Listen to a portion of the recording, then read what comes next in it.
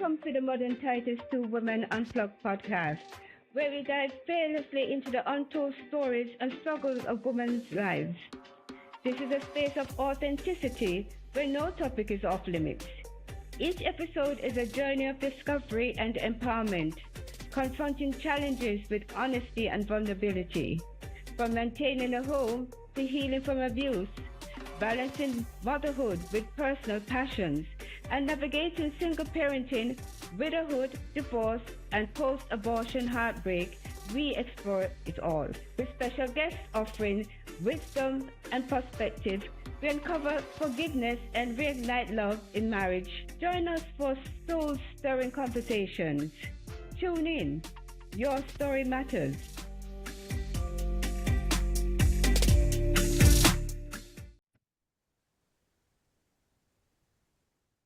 This podcast is for informational purposes only and should not be considered legal, health, tax, professional advice. We are not responsible for any losses, damages, or liability that may arise from the use of this podcast. This podcast is not intended to replace professional medical advice. The views expressed in this podcast may not be those of the host or management. This podcast may contain adult themes, so parental discretion is advised. As part of our mentoring role, we seek resources and support to help women thrive. Today, we have the honor of speaking with a truly remarkable young woman whose journey of reliance, transformation, and triumph will leave you inspired. Brandy, once known as the Hustle Queen, built an empire while raising 5 children alone. After courageously walking out of a very abusive relationship of 8 years, refusing to let the circumstance define her, Brandy learned everything about network marketing to drop shipping and went on to launch multiple successful business. Her journey is not just about survival, but about reclaiming her identity and helping others do the same. Brandy's story is one of unshakable strength, determination, and a testament to the power of boldness and belief. Get ready to be moved, uplifted, and empowered. So welcome, Brandy. Welcome, Brandy. Thank you. I'm so delighted that you could join us today. Yeah. So we're going to get straight into it because we have a lot of questions here. And I want people to really understand what you went through and, you know, how you triumphed to reach where you are now. Thank you. So your journey from survival to thriving is remarkable. How did you find the strength to start anew after leaving an abusive relationship? Well, my number one motivation was my children. I didn't really have a choice. As a single mother, I knew I had to do what I had to do to keep them safe and make sure that they had everything that they needed. So I just kind of used them to give me the strength I needed to keep going. Hey, so what role did self-discovery play in your transformation from the hustle queen to bold Brandy Marie? What was your self-discovery? What did you discover about yourself to change from that to bold Brandy Marie? Well, it was a long journey of discovery, actually. It started, as the hustle queen. I learned that I was able to pretty much learn everything that I needed to learn as far as when it comes to making money. And then as I transformed into Boldly Brandy Marie, that is when I kind of learned that it wasn't really about the money. It was more about my purpose to help others. And I realized my purpose from God, and that was to help as many people as I could. So how did raising 5 children on your own shape your entrepreneurial drive? How did it shape it? Well, having 5 children is pretty expensive. So I learned at an early stage that one source of income would never be enough. So as my children got older and I realized their different needs, and I've got 4 girls and 1 boy, so my girls were definitely needy. So I kind of learned that I needed to learn more, and the option of how much knowledge I can get was really like my main focus. And what resources did you use to, to get this knowledge? I mean, did you go to YouTube? Did you read books? How did you acquire the knowledge about acquiring wealth and being an entrepreneur? Well, I definitely learned a lot from YouTube. I'm part of YouTube University. What I did when I learned YouTube,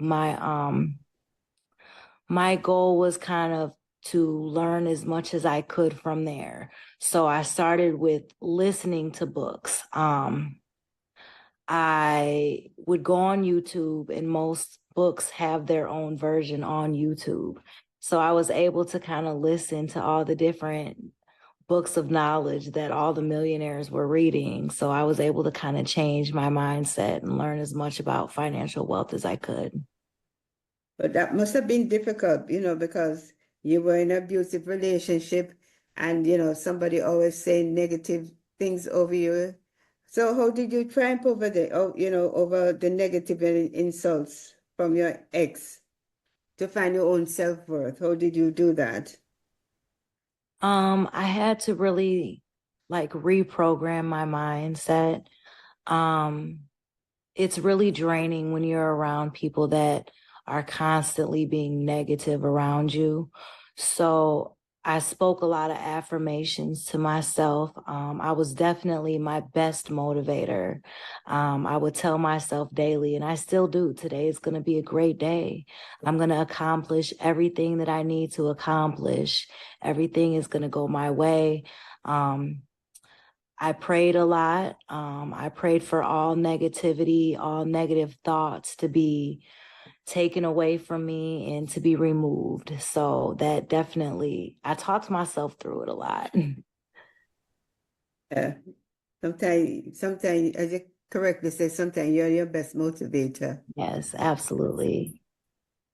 So, you're going to have ups and downs, but was there any particular time that you felt, totally overwhelmed but you chose not to give up?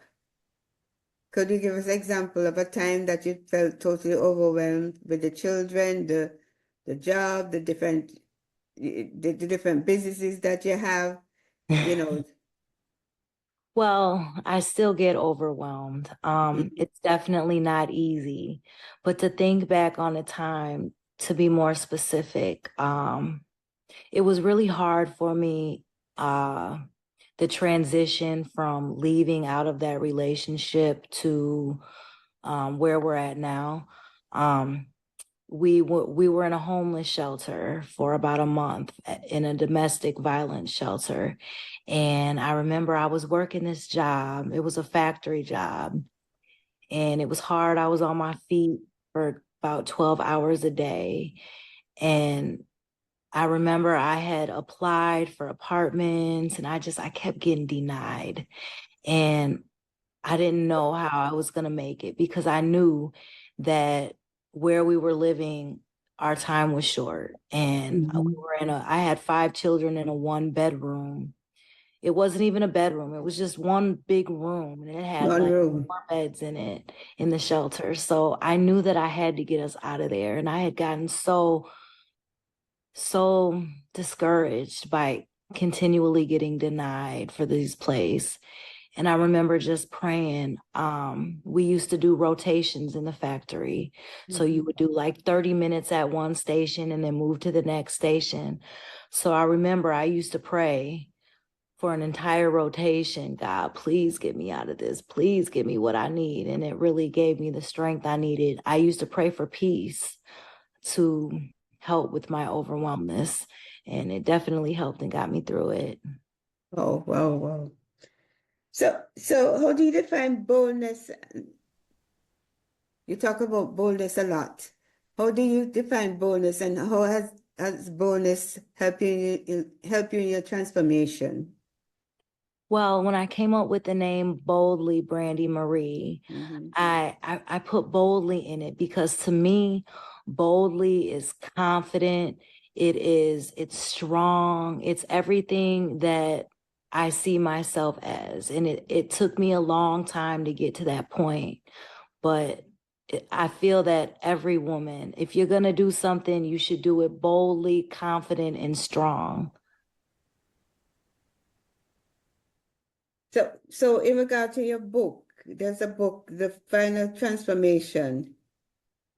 Is it complete, or are you still writing it? It's complete. I'm just It's waiting complete. to release it. Yes. Okay. So how was the writing your second book, the Final Transformation, help you to reflect on your past and embrace your future? Well, the final transformation, it's about the different things that I went through in my life. It's about how I grew up. You know, I'm an only child. My mother passed away when I was 10. So I've kind of transformed. You know, I grew as a mother. I grew as a girlfriend. I grew as a wife, even though I've never been married. And then my final transformation is my growth with God. And it talks about the different steps I took to get to this point. It talks about my struggles. It talks about my need to learn as much as I could. It talks about all the different hustles I had as a hustle queen. It talks about everything I did to get me to this point, which is from struggle to glory to triumph. And it, I feel like it'll empower a lot of different women because it shows that regardless of your situation, regardless of where you're at, how we don't need to be a victim of our environment. We can overcome anything. So what one piece of advice that you'd give to someone who feels trapped in a toxic and abusive relationship?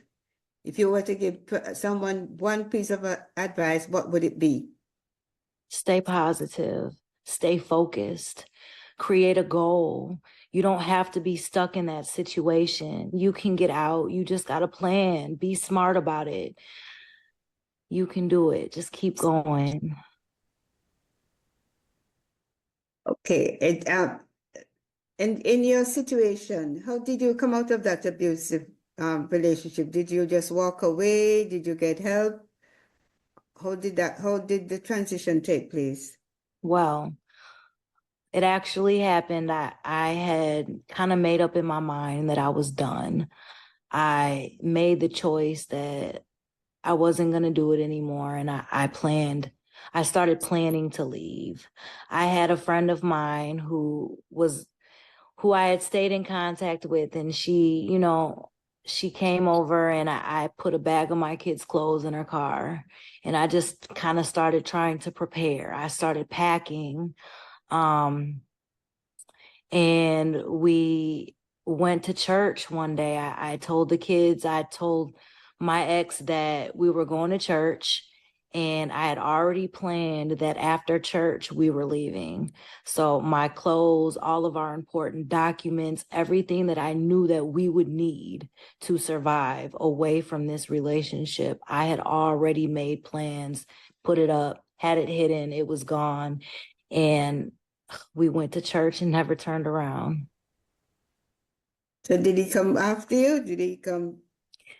Well, he did actually. When we left, we ended up going to a friend's house. We stayed with her for about a week, but she lived in a 1-bedroom, and this is right when COVID hit. So I transferred the kids to school. They went to school for one day and everything shut down. So we were it was very claustrophobic in that 1-bedroom. So after that, we ended up going to the domestic violence shelter. And there we were lucky that it's kind of enclosed and private. So he couldn't find us there. we stayed there for a little bit while I transitioned and kind of planned to get our own place. I started working.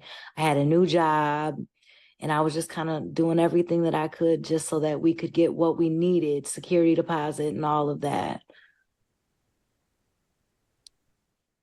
So how do you balance being a mother of five while running multiple business and coaching others? How do you juggle all those hats that you're wearing? Well, I'm learning organization. It is not one of my best traits yet. I put my kids first. I teach them all about my business. When I'm not working, I try to make sure that we get our time. I try to remain as present as I can with them, teaching them everything that I can so that they don't have to go through the struggles that I went through earlier in my years. You have five of them, and Yes. what's the age range? Well, I have a 16-year-old. She's my oldest and she's my biggest help. I don't know what I would do without her. I have an 11-year-old, two 10-year-olds, and a Yes, 5. that's a twin. Okay. Yes. Okay. So they can help. They can help a lot. So Yes. that's good. That age group they can help. So that's good. Because it's sort of hard when you have one or even two to go to the different meetings. They have different activities that you have to show up for, Yes. games and all that. So I know that it must be, it can be overwhelming with one or two as Yes. opposed to five, so but that's good. Yeah. What would you say has been the most healing part of your transformation process? What has been the most healing part of it? The most healing part is probably the growth in my faith in God. Mhm. Um, all glory to God. I don't know what I would do without the strength and the courage and the wisdom that I've gained from this situation. And, I'm thankful for everything that's happened to me in my situation. It took a lot of time after I left for me to be able to trust. Um, I've been blessed that I can see red flags in people, in different men, like I can see the signs just telling me that that might not be for me. Yeah. I've grown a lot and I've learned a lot, and it's a good feeling to be able to acknowledge that I am healed because it took a lot, but I'm thankful for it all. Yeah. That's the thing. That's the thing about coming out of abusive relationship. It's very hard to get back the trust. It's very hard to separate the sheep from the goats. Yes, It's hard. But absolutely. I like his spirit because, some people will become bitter and, just give up, but you went out there with those gloves on, and you're not back, you're not doing all that, those walls and negative energy and negative forces around you, and you just soared after that. Yeah, So that's beautiful. That's thank beautiful. you. So if you could go back in time and speak to the hustle queen version of yourself, what would you tell her? I would tell her, you got this, girl. Don't let nothing stop you. Don't let nobody tell you nothing different. Keep going. Stay focused. Stay prayed up. And whatever you put your mind to, you can accomplish. Okay, that's good. What does the phrase the final transformation mean to you personally? And how does it reflect your current stage in life? To me, the final transformation is when I realized my power and my strength with God. And right now, where I'm at, I'm just learning to be led, and I'm learning to listen, and I'm learning to be still. And I'm learning to do everything that I'm told to do, and it's working. So I'm thankful for it. For the transformation, there must have been some mindset shift. So, what were the set shift that occurred, and how did this help you in your transformation? Well, I'm happy you asked about that because there were different mindset shifts in my transformation. Um, the first mindset shift probably happened when I separated from my ex, and that was about 5 years ago. And I realized that I could do that. Me and millionaires, we have the same amount of time. Everybody has 24 hours in a day. And I asked myself, well, what are they doing that I'm not doing? So I had to shift my mind to think different. I call it the language of success. I took away all negative thoughts. You know how people say when it rains, it pours, or bad things happen in three. Like there's so many different sayings that we speak without even realizing how negative it is. So the first transformation was changing my mindset and realizing that I had the power to speak negative things on me just with my mouth. So I had to shift that. Then the second transformation happened when I started writing my goals out. And I was like, wow, if I write this goal out and I visualize it and I see it every day, it will come true. It'll come to pass. Now, my last transformation, the final transformation, is I realize that there's power in my mind and there's power in my hands when I write it out all through God. And I realized how many times in the Bible God says, ask and you shall receive. Like it blew my mind because growing up, I've always been a believer, but I never read the Bible from front to back. I never had time. I went to church, but I didn't really understand the stories like that. So my final transformation is when I realized how many times God says, ask and you shall receive. And we are meant to be wealthy and we are meant to be great. And I was like, wow, I didn't know that. So that's really where the final transformation came from. Well, the Bible tells us that life and death is in the power of the tongue. Yes. And even if you look at Genesis, God didn't go then digging the dirt or, all he did was to speak it. He speak it into existence. So if he can speak things into existence, that shows us that words are powerful. Absolutely. So we have to be careful, especially when we have our children. And so, sometimes they get up to mischief, sometimes, they can be scallywags. But we cannot be saying negative things over them. We have to make sure to rethink Yes. before we say things, because we will put the negative things on them and, they can't get from underneath it because your mom your mom's supposed to be elevating you, praying for you, not saying negative things over you. So we have to be very conscious of that. I always conscious with my grandchildren also that when anything I said, just Yes. just cover them with positive things, because as I said, life and death is in the power of the tongue. Yes. Yes. So in your experience, what are some of the biggest misconception people have about entrepreneurship, especially as a single mom?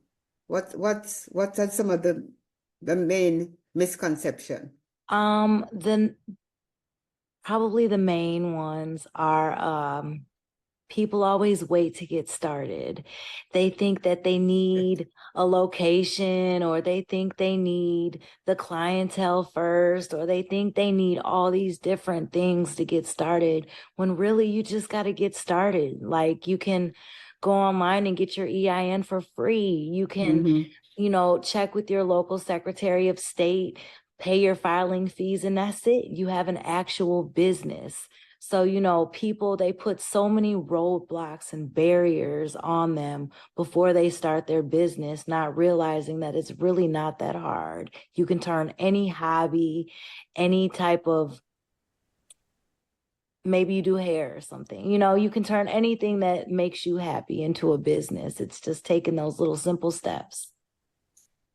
I think most of the time, I can say that for myself. Most of the time is that you're just afraid, so you keep on saying, "Oh, I need this, I need that, I need." But the baseline is that you're afraid. You're afraid that you go out there and you look foolish, Yes.